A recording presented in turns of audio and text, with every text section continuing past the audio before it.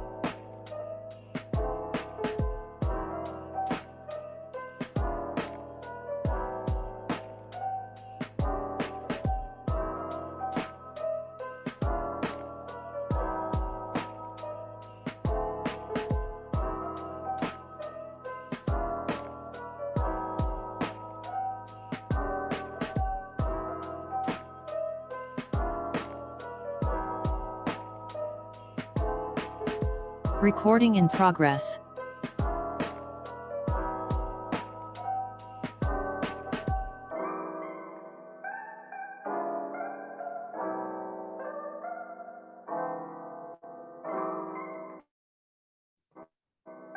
Baik. Assalamualaikum warahmatullahi wabarakatuh. Selamat pagi dan salam sejahtera untuk kita semua. Yang saya hormati Bapak Anggit Dwi Hartanto MKom selaku Ketua Program Studi Sistem Informasi, dan yang saya hormati Mbak Revina Malahayati selaku pemateri. Alhamdulillah, puji syukur kehadirat Tuhan Yang Maha Esa yang telah memberikan kesempatan dan kesehatan kepada kita, sehingga kita dapat berkumpul dan mengikuti acara ngobrol santai, ikut sertifikasi bisa lulus jalur non-reguler. Perkenalkan, nama saya Indah Susilwati selaku MC yang akan memandu acara pada pagi hari ini. Sebelum masuki acara, saya ingin mengingatkan teman-teman tentang event yang sedang berlangsung di program studi, yaitu GKMSI atau Gelar Karya Mahasiswa Sistem Informasi, di mana event ini adalah ajang kompetisi antar mahasiswa dari hasil final project yang sudah teman-teman kerjakan. Pendaftaran GKM sendiri masih dibuka hingga tanggal 15 Januari. Jadi untuk teman-teman yang tertarik, masih ada waktu untuk mendaftar. Dan untuk informasi lebih lanjut, teman-teman bisa kunjungi Instagram SI di @si.amikom. Baik teman-teman, acara selanjutnya, perkenalkan sebelum kita memulai acara, perkenankan saya untuk membacakan susunan acara terlebih dahulu. 1. Pembukaan, 2. Sambutan dari Ketua Program Studi, 3. Penyampaian materi, 4. Sesi tanya-jawab, lalu diakhiri dengan foto bersama dan penutup. Untuk memulai acara pada pagi hari ini, marilah kita berdoa menurut kepercayaan dan keyakinan masing-masing. Berdoa dipersilahkan.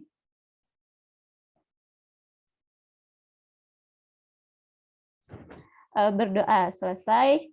Acara selanjutnya adalah sambutan dari Ketua Program Studi oleh Bapak Anggit Dwi Hartanto MKom. Kepada Bapak Anggit Dwi Hartanto, saya persilahkan. Terima kasih. Bismillahirrahmanirrahim. Selamat pagi. Assalamualaikum warahmatullahi wabarakatuh. Waalaikumsalam warahmatullahi wabarakatuh. Waalaikumsalam warahmatullahi wabarakatuh. Yang kami hormati Bapak Ibu dosen Prodi Sistem Informasi dan yang saya banggakan seluruh mahasiswa Sistem Informasi.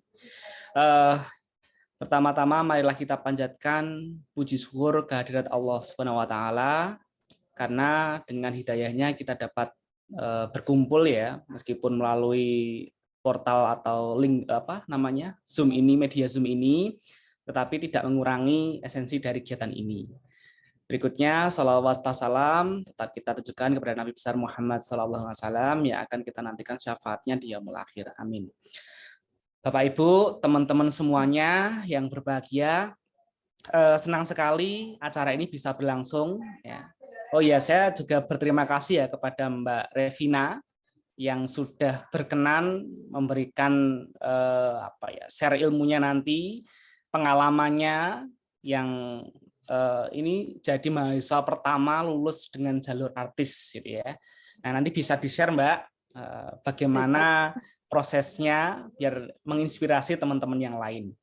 Nah, teman-teman semuanya perlu diketahui juga bahwa Amikom pada umumnya saat ini itu sudah menerapkan ini ya, kegiatan Merdeka Belajar ya.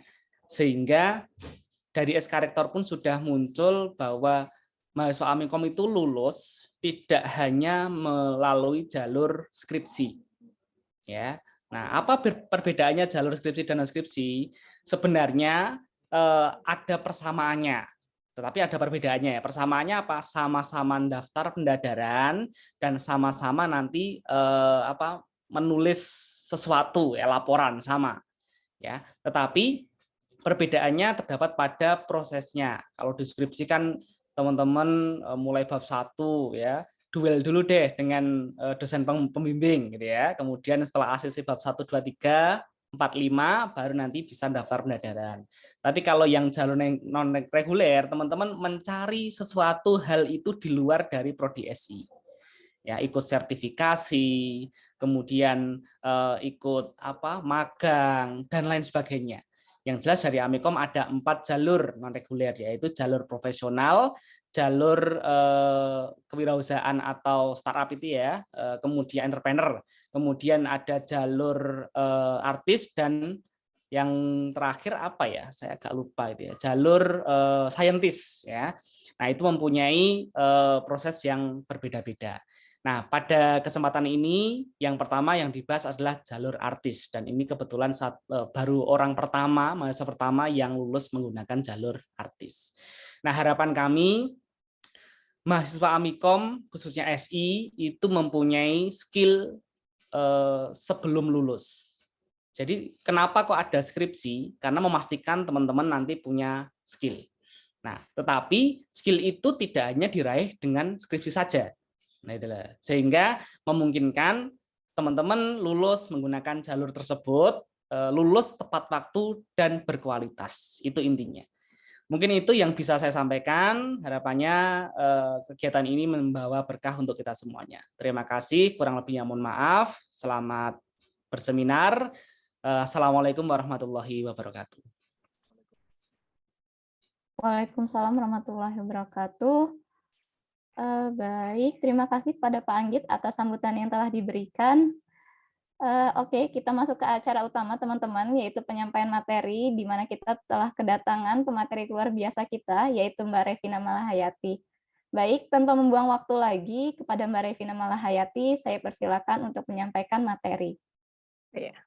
Baik, terima kasih atas kesempatan dan waktunya. Sebelumnya, terima kasih banyak untuk Prodi telah memberikan kesempatan untuk saya untuk berbagi pengalaman saya dan ilmu saya. Yang terhormat Bapak Anggit Dwi Hartanto MKOM dan para dosen program studi Sistem Informasi dan teman-teman yang telah menyempatkan waktunya untuk bergabung pada kegiatan pagi hari ini. Baik, saya langsung share slide-nya aja ya.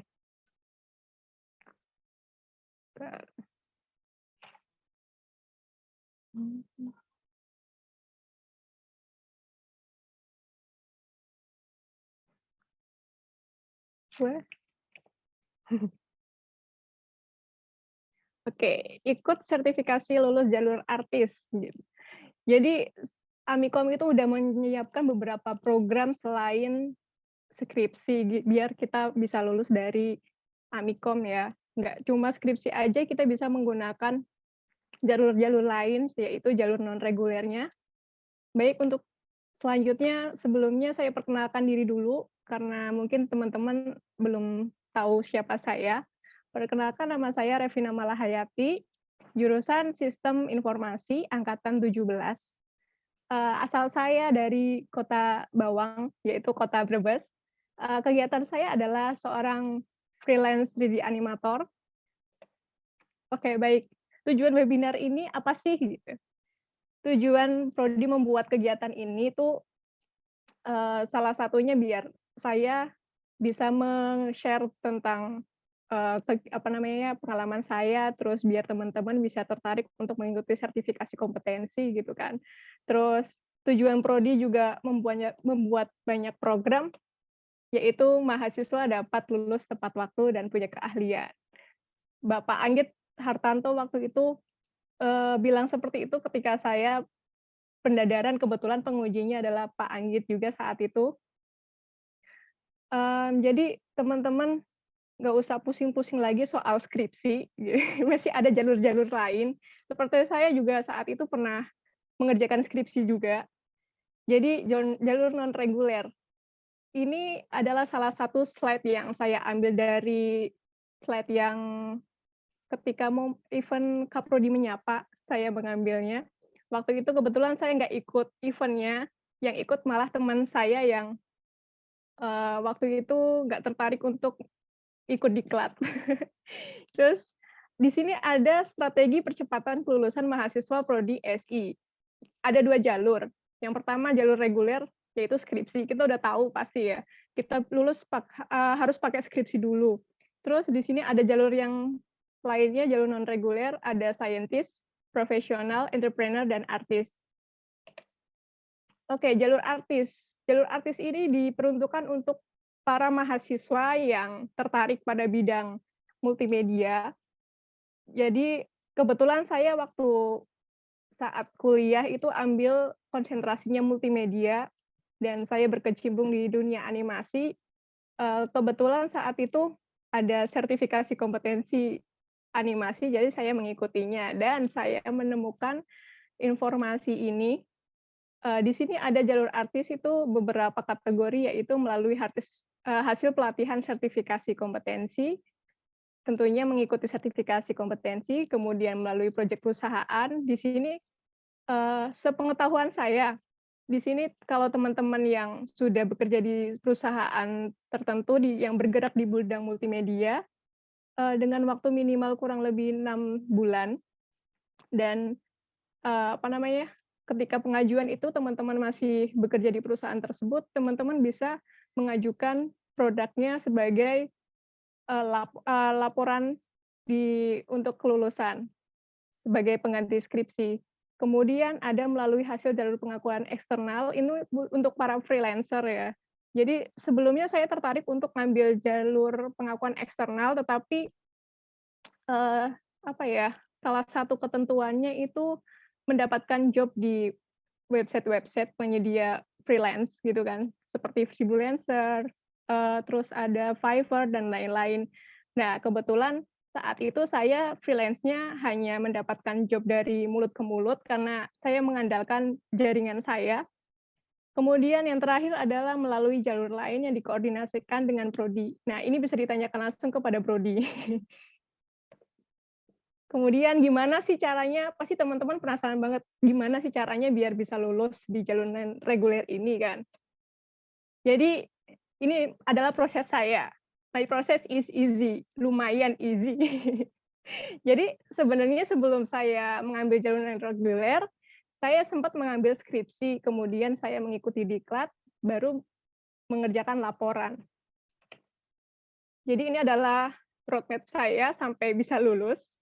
Jadi sebelumnya saya mengambil SKS skripsi pada semester 6, itu dengan tujuan ya seperti Kaprodi diharapkan mahasiswanya bisa lulus tepat waktu, itu juga harapan saya juga. Terus saat itu juga ada dorongan dari salah satu dosen untuk saya ambil skripsi pada semester 6.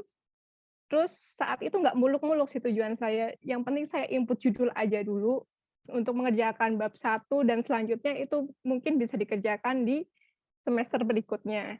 Akhirnya saya masuk input judul dulu, habis itu saya mengerjakan surat izin penelitian, saya udah selesaikan semua, terus saya mendapatkan SPD, tetapi saya nggak langsung mengerjakan itu, nggak langsung setor SPD ke calon dosen pembimbing.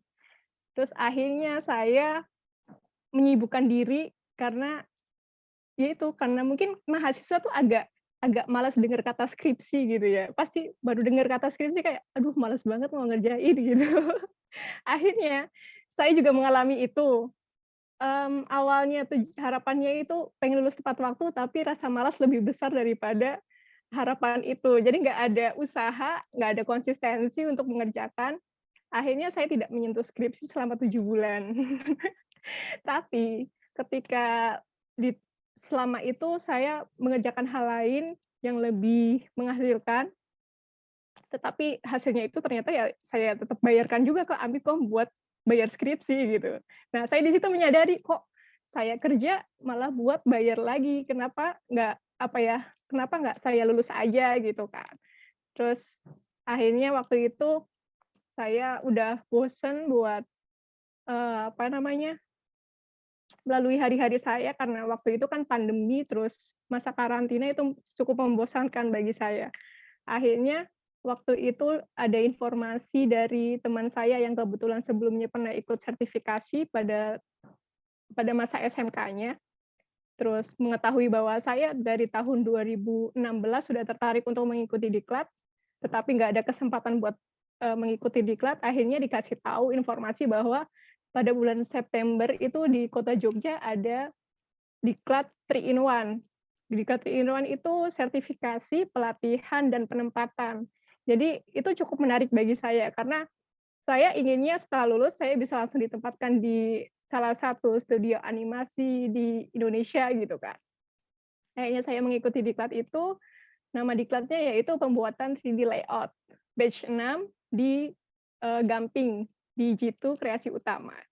Kemudian setelah mengikuti diklat selesai selama 16 hari, di situ saya ketemu sama teman-teman saya, 3 orang nih bertemu di satu tempat, kita janjian di satu tempat.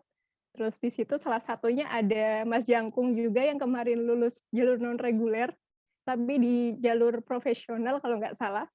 Terus di situ kita sharing-sharing soal skripsi, gimana sih kita bisa lulus skripsi, bisa lulus dari Amikom, apa namanya, karena ngerjain skripsi tuh apa ya, pusing buat kita gitu. Ada nggak sih jalur lain gitu. Nah, sebelumnya kita waktu pas semester sebelumnya tuh semester 3 apa ya, waktu itu Pak Mei pernah masuk ke kelas saya dan sempat berbicara juga soal jalur non reguler ini. Terus saya sempat tanya, "Pak, kira-kira program itu kapan ya direalisasikan?" gitu. Terus Pak Mei, "Ya nanti kita masih apa namanya ya, masih direncanain gitu, masih disusun programnya, nanti siapa tahu aja kalian bisa menggunakan program tersebut," gitu. Terus akhirnya apa ya, kita sempat bahas-bahas soal itu sampai Mas Jangkung sempat kepikiran, "Ya udah, aku nanti lulusnya tahun 2022 aja, karena aku malas ngerjain skripsi." Jadi target yang cukup, eee, apa ya, kayak pesimis sih sebenarnya. Dari tahun 2020 pengen lulusnya tahun 2022 itu cukup, mmm, membuang waktu menurut saya. Karena itu, karena terlalu pesimis untuk mengerjakan skripsi, karena rasa malas lebih besar gitu kan. Terus kemudian setelah itu, kita diskusi soal judul yang telah saya inputkan waktu itu lagi trennya topik tentang AR kan. Jadi augmented reality itu benar-benar menarik banget buat angkatan saya dan angkatan-angkatan sebelumnya, jadi banyak banget yang ngambil topik itu. Dalam satu kelas konsentrasi saya itu hanya kurang lebih 5 orang aja yang nggak tertarik buat ambil topik tersebut. Terus akhirnya di situ, saya sempat berpikir, sepertinya kalau misal saya terus ambil topik itu, pastinya ada yang namanya, apa ya, pesaingnya banyak. Pasti banyak orang yang ngambil, otomatis persaingannya cukup ketat. Di situ pasti kemungkinan ketika ujian, standarnya itu pasti dinaikkan lagi karena udah banyak yang ambil. Jadi di situ saya udah mulai ragu dengan judul saya. Terus setelah pulang, pada bulan Oktober saya, membulatkan tekad untuk mengirim SPD saya dan SIP saya ke calon dosen pembimbing saat itu. Akhirnya saya kirimkan lewat WhatsApp, kemudian, apa ya, calon dosen pembimbing saya langsung menanggapi dan memberikan jadwal untuk bimbingan pertama saat itu lewat Zoom. Terus, mmm, saat itu saya masuk Zoom 1 jam lebih awal. Di situ saya konsultasi soal judul saya, dan calon pembimbing saya itu langsung paham bahwa saya itu sudah ragu dengan judul yang saya inputkan saat itu. Akhirnya Bapak calon pembimbing saya langsung tanya, "Kegiatan kamu selain di kampus itu apa aja?" gitu. Jadi saat itu saya masih freelance juga kebetulan, dan kebetulan malah saya jadi joki skripsi teman saya. Jadi saya mengerjakan 2 skripsi teman saya, terus cukup mengherankan juga ya, mengerjakan skripsi sendiri tidak selesai, tapi mengerjakan skripsi orang lain cepat selesai gitu. Ya mungkin karena lebih semangat aja karena ada uangnya. Terus saat itu langsung dosen saya bilang gini, "Kalau enggak kita ambil ini aja, kita ganti ya judulnya, kita ambil mengenai kita angkat topik animasi aja." Terus akhirnya saya setuju, setelah itu saya membuat beberapa judul, saya lebih fokus ke proses animating sama, rigging saat itu. Jadi saya setor kurang lebih 8 judul yang saya rangkai. Ya cuma dibolak-balik dan ada beberapa judul yang berbeda juga, terus kemudian saya putuskan saya ambil tentang, gerak mekanika. Terus saat itu saya fokuskan ke forward kinematics. Terus akhirnya calon dosen pembimbing saya setuju, akhirnya revisi judul dan saya ubah judul saya. Setelah diubah judulnya, saya udah langsung mengerjakan skripsi saya yang dengan judul yang baru. Saya sudah mengerjakan, tetapi nggak pernah bimbingan lagi. Nah, setelah itu saya seperti sok keminter kalau orang Jawa tuh bilang. Saya pengennya saya ngerjain itu fokus tanpa perlu ada inputan-inputan dari orang lain gitu. Saya sudah terbiasa mengerjakan seperti itu, jadi itu terbawa kebiasaannya saat mengerjakan proses skripsi itu. Terus akhirnya saya sudah ditanyain sama dosen pembimbing, "Kapan kita bisa bimbingan lagi?" gitu. Saya cuma jawab, "Ya Pak, nanti kapan-kapan saya bakal setorkan naskah saya." Hingga sampai bulan Januari saya belum setor naskah saya sama sekali. Akhirnya di situ saya mendapatkan informasi mengenai diklat 3-in-1 lagi, pembuatan gerak animasi 3 dimensi. Saya mendapatkan informasi itu dari grup sebelumnya yang saya udah diikuti, diklat yang saya ikuti sebelumnya. Di situ sudah ada informasinya, terus akhirnya saya mendaftarkan diri lagi, saya kirim portofolio saya, terus saya kemudian bisa terjaring dan lulus di saat proses seleksi.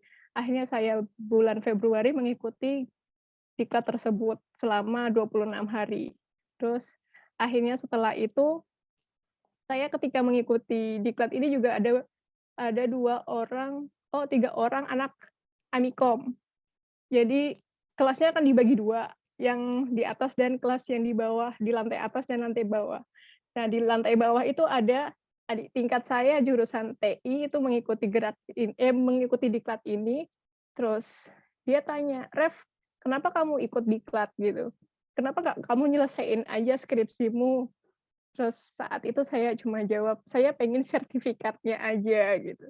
Karena di sini saya membutuhkan sertifikat untuk pendaftaran selanjutnya untuk mendaftar kerja karena studio animasi di Indonesia itu tergabung dalam satu organisasi namanya ANIAKI. Sedangkan ANIAKI ini di bawah naungan Kementerian Perindustrian. Otomatis ini akan menguntungkan bagi saya ketika saya mendapatkan sertifikasi tersebut. Akhirnya setelah itu saya selesai dari diklat ini, saya masih mengerjakan skripsi tetapi tidak pernah bimbingan. Sampai bulan Mei itu dosen saya ngechat lagi, "Bagaimana Ref, kapan kamu mau bimbingan?" Akhirnya saya kirim naskah saya yang bab 1. Kemudian di situ udah lolos, terus saya kirim ke naskah saya bab 2, terus setelah itu saya sambil bilang, "Maaf Pak, saya sudah tidak bimbingan dalam beberapa bulan akhir ini. Terus, maaf saya tidak konsisten dalam mengerjakan skripsi, tetapi untuk produknya saya sudah selesai Pak, tapi saya tidak yakin untuk mengerjakan naskah karena saya terlalu malas untuk mengerjakan naskah." Saat itu saya benar-benar jujur sekali dengan pembimbing saya. Terus saat itu pembimbing saya cukup sering menyemangati saya, terus sering menanyakan gitu kan. Terus akhirnya pada 30 Juli saya mendapatkan informasi materi Kaprodi Menyapa yang tadi saya kutip itu tadi slide-nya. Di situ teman saya langsung mengirimkan screenshotan tersebut, terus langsung bilang, "Ref, kamu kan udah ikut diklatnya ketika kamu menjadi mahasiswa aktif. Coba tanyakan, kamu bisa nggak ambil jalur itu." Terus akhirnya saya langsung tanyakan ke Ibu Ika saat itu, karena kebetulan saya pernah diajar sama Ibu Ika. Ibu Ika pernah masuk ke kelas saya dan kebetulan saya pernah menjadi asisten dosennya Ibu Ika. Kemudian saat itu tanggal 30 Juli belum disahkan soal program tersebut. Bahkan Bu Ika bilang, "Nanti dulu ya Raf, ini belum disahkan, ini nanti malam kita mau meeting-in dulu." Akhirnya besoknya saya tanyakan, katanya dari dekan sudah setuju, tetapi belum ada persetujuan di pihak-pihak lain. Akhirnya saya menunggu dan saat itu langsung saya mendapatkan informasi bahwa program tersebut sudah di ACC, langsung saya hubungi pihak BDI Denpasar sebagai penyelenggara. Karena saat itu sertifikat BNSP saya belum saya dapatkan. Akhirnya saya komunikasikan ke pihak sana dan saya meminta SK kelulusan. Akhirnya setelah saya mendapatkan SK kelulusan, kemudian saya izin ke dosen pembimbing saya yang sebelumnya bahwa saya ingin mengganti dosen dan mengganti judul saya. Saat itu dosen saya benar-benar menyemangati saya, ya semoga kamu sukses dan cepat selesai gitu. Akhirnya saya mengerjakan, semuanya udah selesai, saya mengerjakan laporan pada bulan September, nggak nyampe sebulan saya mengerjakan laporan naskah. Biasanya kan standar naskah skripsi ya 100 lembar gitu kan, ada yang kurang dari 100 lembar gitu. Nah, karena saya terlalu semangat saat itu, benar-benar saya mengerjakan hingga 150 halaman lebih, hampir 200 halaman. Sampai saya itu dikatain edan sama Bu Ika saat itu. Terus waktu itu saya karena mungkin saya senang kali ya dengan ini passion saya, jadi saya mengerjakan ini benar-benar gampang sekali gitu. Kalau mengerjakan skripsi sebelumnya itu saya mau ngetik apa langsung hilang, langsung lupa, kayak males buat ngetik. Terus ketika mengerjakan laporan langsung banyak banget saat itu. Terus akhirnya Ibu Ika meminta untuk versi yang lebih singkatnya lagi. Akhirnya saya buat, cuma dalam waktu 2 hari saya selesai. Terus habis itu saya langsung pendadaran di ACC dan pendadaran di bulan Oktober. Kemudian ini sertifikasi kompetensinya. Jadi pendidikan dan pelatihan SDM industri berbasis kompetensi melalui Diklat 3-in-1 bidang pembuatan gerak animasi 3 dimensi angkatan 6 tahun 2021 yang diselenggarakan oleh Balai Diklat Industri Denpasar selama 211 jam pelatihan yang dimulai tanggal 1 hingga Februari bertempat di Jitu, Kreasi Utama Kabupaten Sleman, Yogyakarta. Jadi ini adalah website-nya. Jadi teman-teman bisa catat website-nya. Jika teman-teman tertarik untuk mengikuti sertifikasi kompetensi biar cepat lulus gitu, bisa dicatat aja. Kemudian ini untuk informasi yang teman-teman yang di Jogja ya, di Jitu Kreasi Utama juga ngadain diklat juga pada bulan Februari depan, dan saya salah satu pengisi kelasnya juga di salah satu tema diklatnya. Jadi teman-teman itu kalau misal ngikutin diklat ini terus sudah mengikuti diklat ini, kemungkinan bisa ditarik sebagai instruktur diklat selanjutnya kalau memang teman-teman mencukupi kualifikasinya begitu. Terus di sini juga banyak banget tema-tema diklat selain animasi 3 dimensi, ada juga animasi 2 dimensi seperti pembuatan aset gitu, terus pembuatan latar belakang, 2D animasi, dan lain-lain. Ini juga diklatnya nggak cuma di satu kota aja. Jadi BDI Denpasar itu memiliki beberapa mitra di beberapa kota, hampir seluruh Indonesia punya bermitra dengan BDI Denpasar. Jadi kalau misal teman-teman yang ada di kampung, misal ada di Sulawesi juga ada, terus ada yang di Jakarta juga ada. Jadi ini nggak selalu harus di Denpasar, nggak selalu harus di Jogja. Terus untuk proses diklatnya, jadi diklatnya itu selama 26 hari, kan saya fokusnya di pembuatan gerak animasi 3 dimensi. Jadi di sini ada 2 materi, yaitu membuat gerak digital non-karakter dan digital karakter. Kalau untuk non-karakternya sendiri, itu untuk benda-benda yang mati, dan untuk yang karakternya untuk benda-benda yang hidup. Jadi untuk yang non karakternya itu kita saat itu membuat bouncing ball, terus ada pendulum juga. Terus untuk yang karakternya itu run atau walk cycle, terus ada body mechanics juga, ada act, ada lip sync. Nah, tiap hari kita selalu diberikan latihan gitu. Jadi misal saya membuat bouncing ball, awalnya dikasih waktu selama 2 jam. Terus setelah itu, task pertama kita sudah selesai selama 2 jam. Setelah itu waktunya dipangkas lagi jadi 1,5 jam. Kemudian dipangkas lagi menjadi hingga sampai 45 menit. Soalnya ketika ujian kompetensi, kita hanya diberi waktu kurang lebih 4 jam untuk mengerjakan gerak animasinya. Terus saat itu, kita, setiap hari melakukan kayak gitu terus. Jadi diulang terus dari awal, waktunya banyak hingga waktunya sedikit gitu, dipepet waktunya.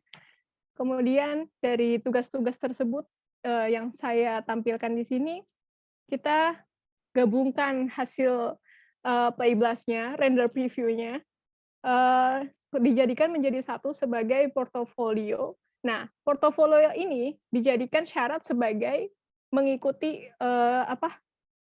uji kompetensi di hari berikutnya, di hari esok. Biasanya H-1 dikumpulkannya, kita diberi CD, kemudian kita disuruh, untuk mengkopikannya dan dikumpulkan. Nah, ini adalah evaluasi dari, uji kompetensinya. Karena saya mengikuti 2 diklat, jadi di sini saya screenshot ada 2 penilaian di 2 diklat yang berbeda. Ini adalah tahap pertama, penilaian dari instruktur. Jadi ini penilaian selama kita mengikuti kegiatan diklat saat itu. Di sini ada aspek sikap, terus ada presentasi individu, terus ada di sini kan ada presentasi individu dan ada presentasi kelompok, tapi dijadikan satu masuknya ke presentasi. Jadi di sini ada kedisiplinan, kerjasama prakarsa. Di sini benar-benar dinilai banget soal kemampuan kita dan ilmu yang kita serap di sini. Oke, kemudian ada tahap kedua, evaluasi tahap kedua. Jadi untuk tahap keduanya itu benar-benar ditentukan pada hari itu juga, di hari uji kompetensi. Saat itu tanggal 26 Februari saya uji kompetensinya. Di situ selama seharian kita mengikuti uji kompetensi, tapi setengah harinya itu untuk yang tes tertulis, terus tes tertulis dan praktik, terus selanjutnya itu untuk interviewnya. Jadi nggak cuma sekedar tes tertulis dan praktik, tetapi ada interviewnya juga sama asesor. Jadi di situ kita benar-benar ditanyakan soal materi apa aja yang kita pahami, terus habis itu kita disuruh menjelaskan semua materi-materi yang ada di situ. Sebenarnya nggak terlalu susah sih kalau misal teman-teman memahami materi-materinya. Yang penting belajar aja. Jujur aja waktu itu ketika mengikuti diklat, rata-rata pesertanya itu dari anak-anak UTY karena mereka untuk lulus dari kampusnya itu salah satu persyaratannya adalah memiliki sertifikasi kompetensi saat itu. Jadi dari sejumlah peserta saat itu 24 orang, hanya 3 orang anak Amikom, 1 orang anak dari Sulawesi. Dia jauh-jauh dari Sulawesi untuk berangkat ke Jogja buat mengikuti sertifikasi. Terus selebihnya itu anak-anak UTY semua. Terus di situ anak-anak UTY itu benar-benar belajar dari nol tentang animasi. Di situ juga saya jadi kayak asisten instrukturnya, asisten instruktur saat itu, karena saya memegang 4 orang anak untuk saya ajari soal animasi, karena kebetulan instruktur saya juga merasa kewalahan dan kerepotan untuk menghandle semuanya. Terus saat itu juga waktu pas uji kompetensi, di situ soal-soalnya untuk yang tes tertulis ya, itu soal-soalnya cuma 30 soal, pengerjaan 15 menit, dan selebihnya itu praktik. Kemudian setelah praktik selesai, baru interview. Interviewnya itu lebih ke membahas soal-soal yang praktik sebelumnya sih. Jadi diharapkan untuk memahami soal yang praktik juga dan materi-materi yang sebelumnya. Terus di sini saya melampirkan SK-nya karena saat itu saya belum mendapatkan sertifikat BNSP, jadi saya meminta untuk pihak BDI membuatkan saya SK. Dari sertifikat BNSP itu, saya yang mengikuti diklat pertama itu datangnya selama kurang lebih 8 bulan. Jadi lama banget, karena kebetulan pandemi juga, jadi terhambat proses pengirimannya. Jadi teman-teman kalau mau mengikuti diklat ini, terus mau mengajukan sebagai syarat kelulusan pada jalur non-reguler, teman-teman setelah mengikuti diklat, langsung meminta ke pihak penyelenggara untuk dibuatkan SK, biar nggak terlalu lama menunggu seperti saya kan saat itu belum belum membutuhkan SK, jadi membuatnya tuh saat dadakan banget gitu. Saat itu aja saya menghubungi dari pihak BDI awal Agustus dan dapat SK-nya itu di awal September, jadi cukup lama dibuatnya. Oke, ini adalah foto teman-teman saya yang di kelas yang di bawah. Jadi yang di tengah itu instruktur saya. Di sini adalah foto ketika H-1 uji kompetensi. Jadi teman-teman saya itu rata-rata anak UTY dan mereka cukup semangat untuk mempelajari materi animasi karena ya mau nggak mau mereka harus paham karena untuk kelulusan mereka juga. Kalau misal nggak lulus uji kompetensi ini juga mereka nggak bisa lulus kuliah gitu. Jadi mereka benar-benar semangat untuk belajar. Oke, Kuy, ikutan sertifikasi kompetensi biar bisa lulus. Terima kasih. Baik, terima kasih Mbak Revina atas materi yang telah disampaikan. Baik teman-teman, langsung saja kita buka sesi tanya jawabnya. Untuk peserta yang ingin bertanya, silahkan raise hand terlebih dahulu, atau bisa menuliskan pertanyaannya pada kolom chat ya teman-teman. Baik, ini sudah ada yang raise hand, yaitu Mas Adimas Teguh Prasetyo. Untuk Mas Teguh, boleh open mic-nya terlebih dahulu. Ya, terima kasih, Kak. Udah diizinkan bertanya. Saya ingin bertanya, Kak.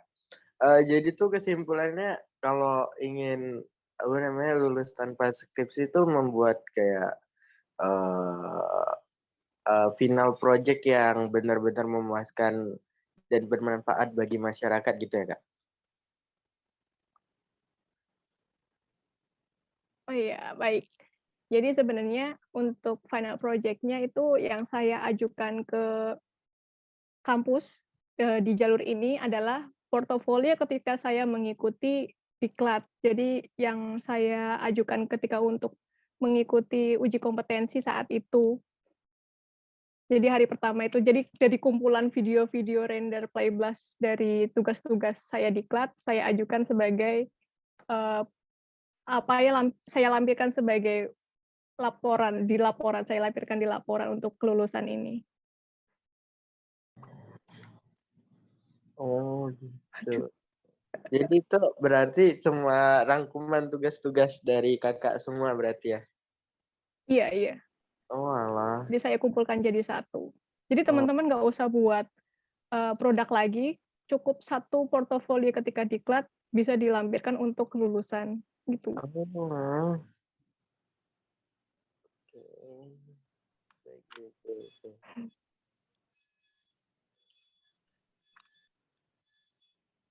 Bagaimana? Apa namanya, Kak? Ribet nggak sih kayak mengurus-ngurus semuanya tuh, Kak? Kayak mesti dipersiapin matang atau kan Kakak tuh udah nugas tuh. Nah, tugasnya kan pasti nggak tahu gitu loh kayak matangnya tugas tuh matang beneran atau enggak, memuaskan untuk dosen atau enggak gitu. Oh, jadi di sini kan portofolio saya ajukan untuk uji kompetensi. Jadi portofolio saya sudah dinilai dari pihak asesor. Jadi Oh. dari dosen sudah mengikuti tinggal melihat penilaian dari asesornya saja. Oh. Gitu. Jadi kita harus memuaskannya lebih ke asesornya bukan ke dosen. Oh. Iya. Jadi dioptimalin aja ketika mengikuti diklat sih. Iya, Kak, baik, Kak. Tenang aja. Baik, Terima kasih Mbak atas jawabannya. Untuk teman-teman yang lain yang ingin bertanya, boleh silahkan raise hand terlebih dahulu atau bisa bertanya di kolom chat ya teman-teman. Bisa tunjukin. Baik, karena belum ada pertanyaan nih, saya mau bertanya deh Mbak. Saya yang mau nanya. Oh iya, baik. Mbak tadi kan bilang sempat jadi asisten instruktur ya di diklatnya. Sempat bantuin gitu ceritanya. Oh iya. Ya, maksudnya gitu. Itu kan Mbak ngajarin atau bantuin teman-teman yang belajar animasi dari nol. Untuk itu ada gak sih Mbak atau kayak yang syarat atau apa ya? Syarat ya, bisa bilang syarat untuk bisa gambar dulu kalau kita mau ikut animasi atau ikut diklat ini gitu Mbak.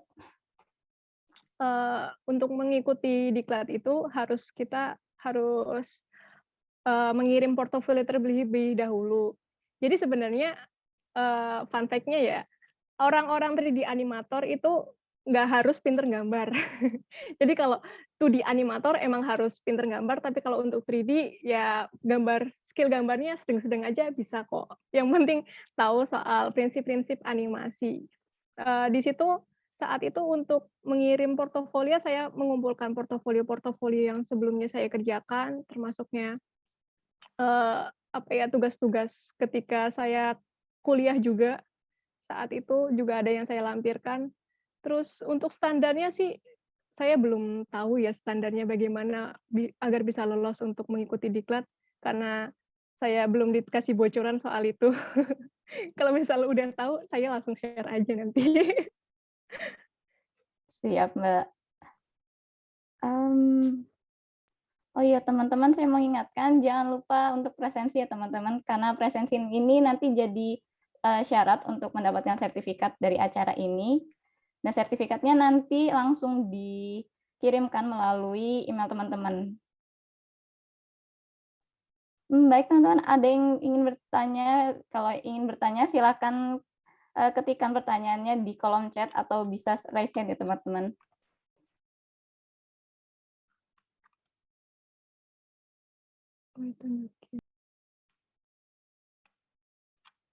Oh, ada jadwal sertifikat lagi nggak yang ada di BDI? Oke, saya coba buka websitenya BDI dulu ya.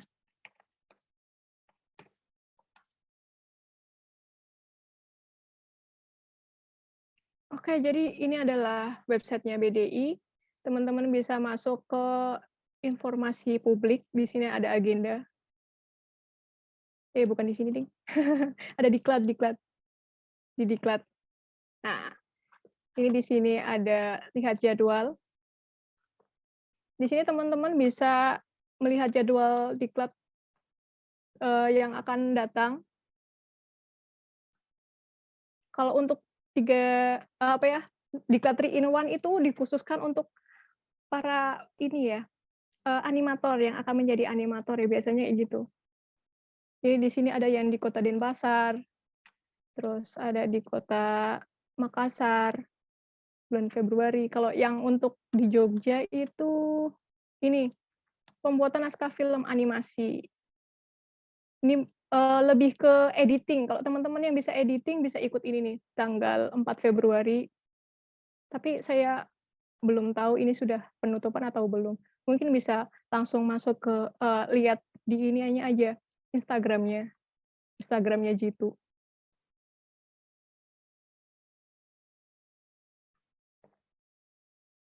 Terus ini seperti ini ada kalau misalnya ada yang di Kota Malang, ini juga ada di Mocha Animation.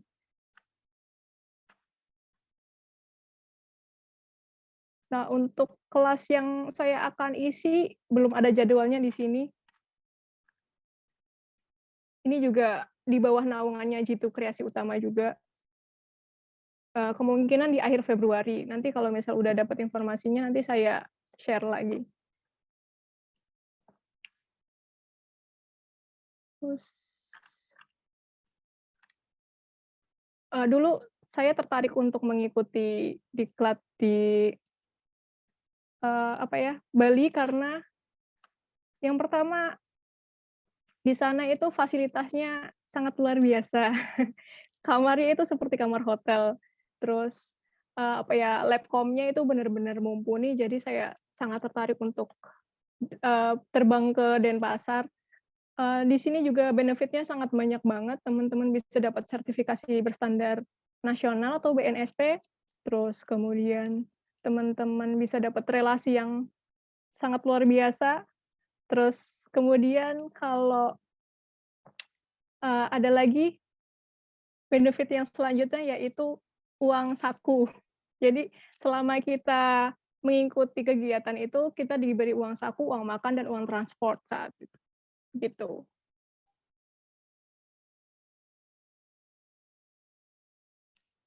Sertifikasi atau diklat mana yang paling benefit untuk menunjang kita?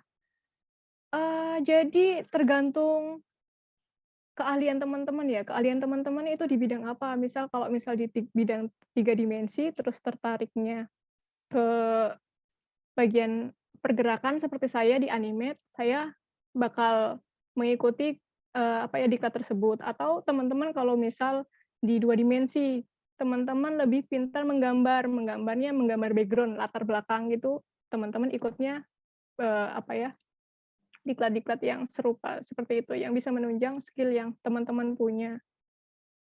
Jadi kalau saya yang menentukan, nanti malah salah.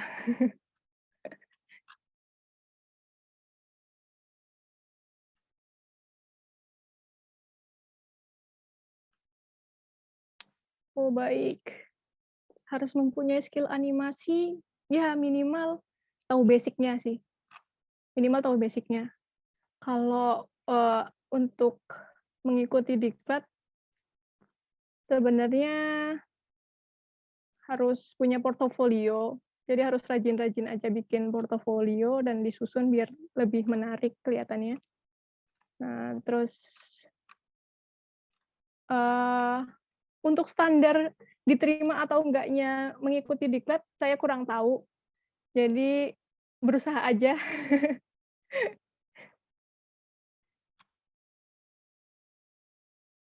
Oke, saya mau nanya lagi nih Mbak. Kan tadi Mbak Revina tadi bilang, seenggaknya kalau kita mau ikut diklat harus tahu basic. Boleh nggak disebutin nggak nih Mbak, basic animasi itu apa aja gitu Mbak?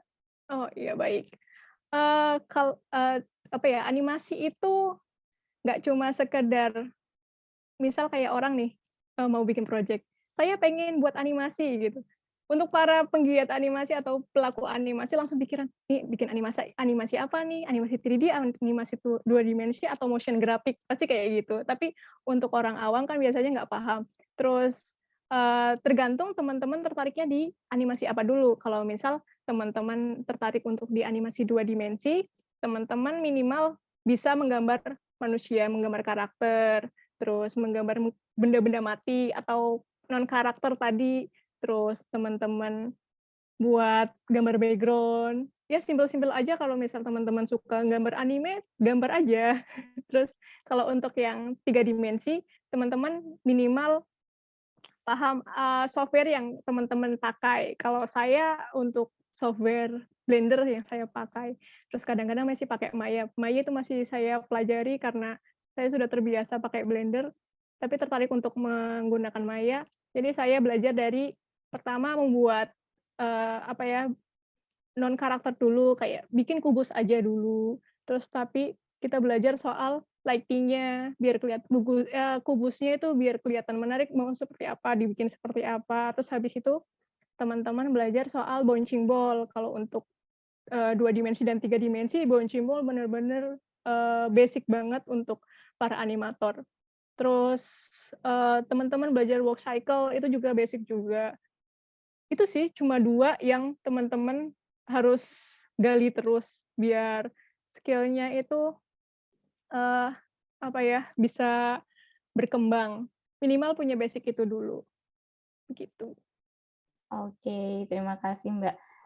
Sama ini ada pertanyaan, boleh nggak nih Mbak ditunjukin ya hasil apa namanya produk kemarin waktu dari diklat yang untuk apa syarat menjadi lulus non skripsi? Oh iya, boleh. Sebentar, saya masukkan dulu hadis saya.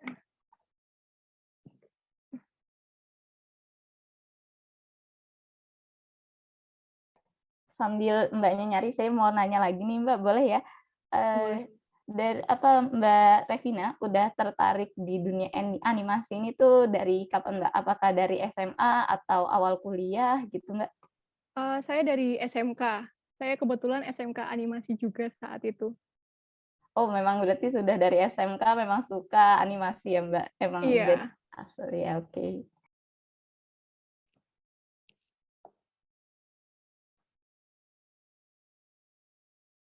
Nah, ini saya buatnya karena terburu-buru waktu juga. Jadi seadanya ya.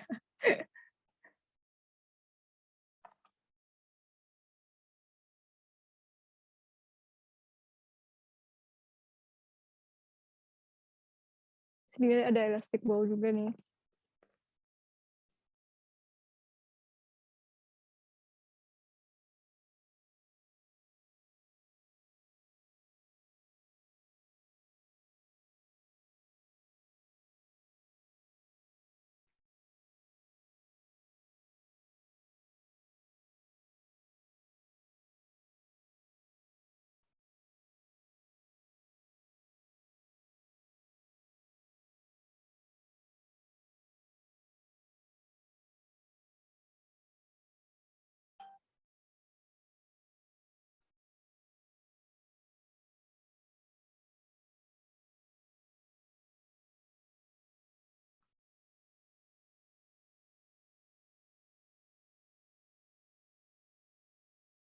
Oke, tadi yang acting itu saya pakai voice over saya sendiri, saya rekam terus saya ikutin, gitu.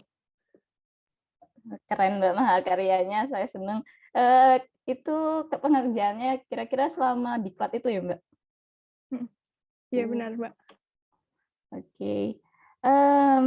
Sama mungkin saya mau bertanya lagi nih Mbak.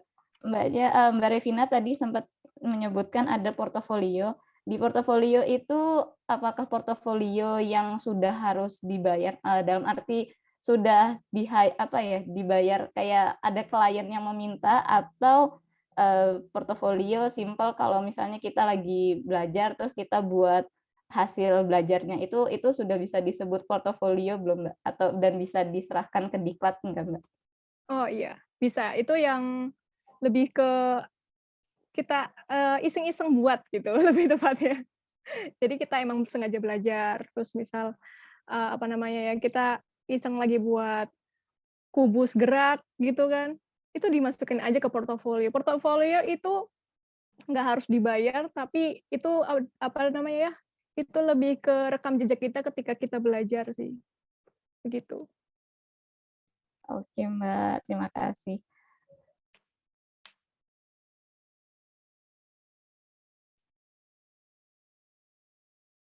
Ada komentar menarik juga ini.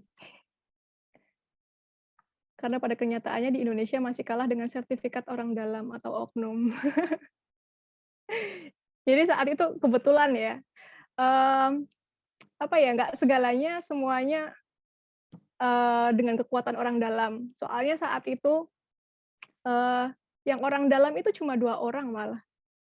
Jadi itu lebih tepatnya karena, apa ya, dari pihak penyelenggara itu ngerasa bahwa orang-orang yang sudah diterima itu 22 orang itu sudah cukup, skill-nya. Tetapi karena 2 orang ini kurang 2 slot gitu. Jadi terpaksanya mereka itu memasukkan 2 orang yang relasinya itu untuk dimasukkan ke situ. Jadi nggak segalanya semuanya tentang orang dalam sih.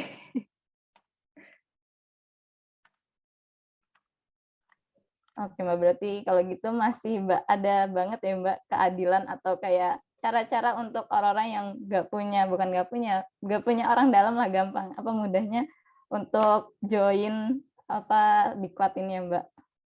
Iya, jadi masih cukup fair lah. Oke. Oh ya nih Mbak, saya ada pertanyaan. Mbak Revina tahu tentang sertifikasi profesional lainnya nggak Mbak, yang selain dari jalur artis begitu? Kalau saya kurang tahu sih, karena memang saya belum mencari tahu juga.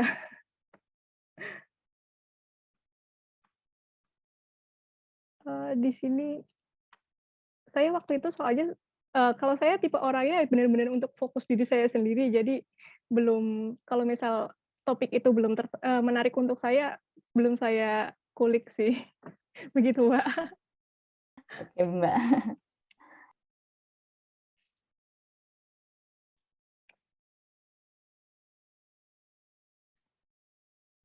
Tapi kalau untuk di BDI, diklat-diklat lain selain di bidang multimedia ada juga sih, kayak, eee, soal ini, teknologi juga ada, terus entrepreneur juga ada, cuma lebih fokusnya ke Denpasarnya. Jadi harus jauh-jauh terbang ke sana sih. Kalau enggak mungkin bisa cari informasi lebih detailnya ke website-nya BDI aja. Oke, Mbak. Oh iya, Mbak, saya mau nanya satu lagi nih. Untuk yang Oh, diklat tadi, itu sertifikasinya berbayar atau gratis, Mbak? Kalau misalnya gratis, berbayar. Oh, malah kita yang gratis. dibayar. Oh, oke, alhamdulillah. Sangat beruntung berarti kalau misalnya terpilih ya, Mbak, kalau jadi apa namanya, apa ya namanya, Apa peserta iya, workshop-nya atau bener. diklatnya. Oke.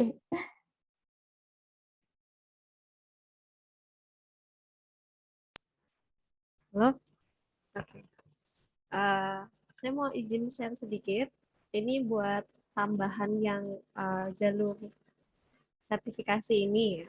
Jadi kalau teman-teman ada yang ngerasa kok kayaknya jauh banget gitu ya sertifikasinya atau eh, nggak deket sama Bali atau mungkin nggak deket sama tempat sertifikasinya, ini ada yang lebih deket nih kalau yang di kampus. Tapi ini sebenarnya infonya masih belum boleh kita share umum ya. Tapi nanti tunggu aja di IG kita. Sebentar, mana ya? Oh, nggak ada. Oke. Nah, jadi MSP itu ada kerjasama juga dengan BDI, ya, yang tadi udah dijelasin sama Mbak Revina. Ini juga sama, nanti namanya Diklat Animasi 3D. Nah, ada syaratnya juga di sini. Terus ada pemilihan diklatnya juga di sini, tempat pelaksanaan diklatnya nanti di MSP, jadi di kampus. Nah, tapi ini sementara kita belum bisa share ya, nanti kita tunggu dulu dari MSP-nya udah siap atau belum. Pada intinya kalau sertifikasi yang memang udah dari Kemenperin ini, ya, Kementerian Perindustrian ini, malah kalian nggak bayar ya tadi ya, malah kalian yang dibayar gitu. Jadi harapan kita ya di Prodi itu teman-teman tuh bisa memanfaatkan waktu luang besok karena kurang lebih nanti di Februari Maret itu kan libur ya. Tadi juga udah diliatin sama Mbak Revina bahwa ada banyak sertifikasi yang bisa teman-teman ikuti di bulan Februari sampai Maret. Ikutin itu, terus nanti besok di semester 6 intinya udah 138 SKS terpenuhi, itu bisa diklaim untuk pengganti jalur non reguler. Oke, itu aja sih mungkin tambahannya ya.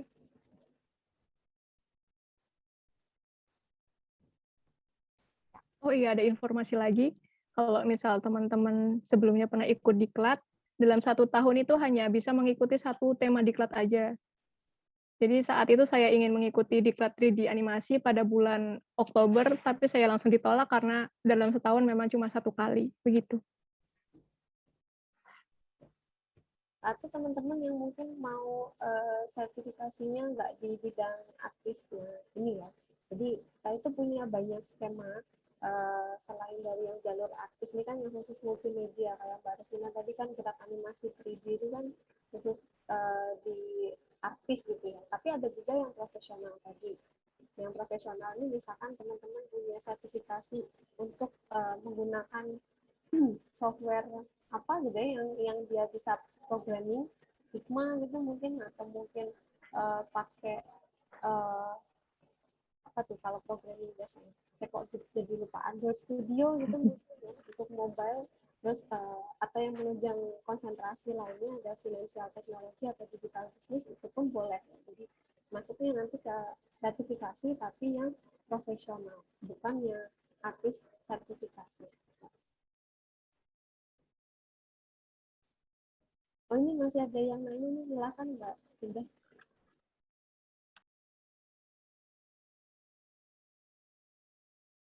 Baik teman-teman, sebelum kita ini masih ada yang bertanya teman-teman. Kalau masih ada yang ingin bertanya boleh ya teman-teman ketikkan pertanyaannya di kolom chat. Saya tunggu.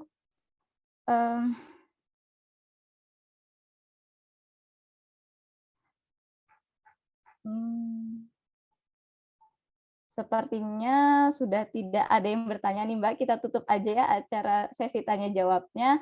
Sebelum itu teman-teman, saya ingin mengingatkan teman-teman untuk jangan lupa presensi. Presensinya tadi sudah di-up link presensinya di chat. Jadi jangan lupa presensi terlebih dahulu. Karena nanti presensi itu jadi syarat untuk mendapatkan sertifikat dari acara ngobrol santai ini ya teman-teman. Baik, ke acara selanjutnya kita akan foto bersama terlebih dahulu untuk dokumentasi. Monggo untuk operator untuk mengambil alih sesi foto bersama, dan untuk peserta boleh dihidupkan kameranya teman-teman. Kita mau foto bersama dulu terus. Oke.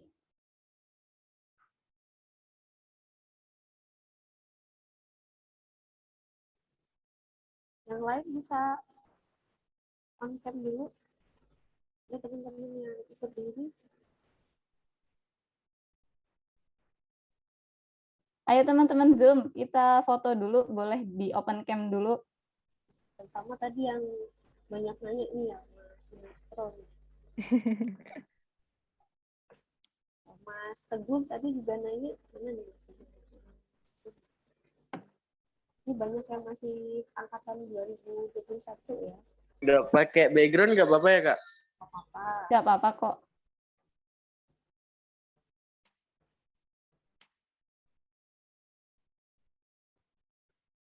Oke, ada yang kasih abang-abang ini? Ya.